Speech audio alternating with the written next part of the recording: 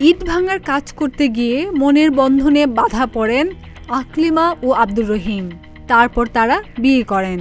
তবে প্রেমের সে গল্প শেষ হয়নি সুখের পরিণতিতে। বিয়ের 6 মাস পরই আকলিমা জানতে পারে রহিমের আরেকজন স্ত্রী আছে। আর তারপরই ঘটে চাঞ্চল্যকর ঘটনা, যা এখন রীতিমতো ভাইরাল। শুরুতে আকলিমা জানতেন না রহিমের গ্রামে রয়েছে আরেকটি সংসার।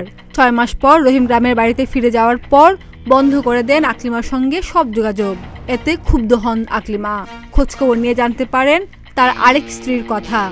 শুরু হয় প্রতিশোধের পরিকল্পনা মতো কৌশলে রহিমকে ডেকে এনে অপহরণ করেন আকলিমা।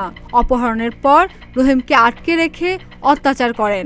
পরে দাবি করা হয় 4 লক্ষ টাকা মুক্তিপণ। ততক্ষণে আতঙ্কিত রহিমের স্বজনরা ফোন করেন জাতীয় জরুরি সেবা 999-এ। পুলিশ তথ্য প্রযুক্তির সহায়তায় অভিযান চালিয়ে রহিমকে উদ্ধার করে। এ সময় 6 জনকে গ্রেপ্তার করে পুলিশ। তবে পুলিশ সূত্রে জানা যায় মূল পরিকল্পনাকারী এখনও পলাতক। ডেস্ক রিপোর্ট, প্রতিদিনের বাংলাদেশ।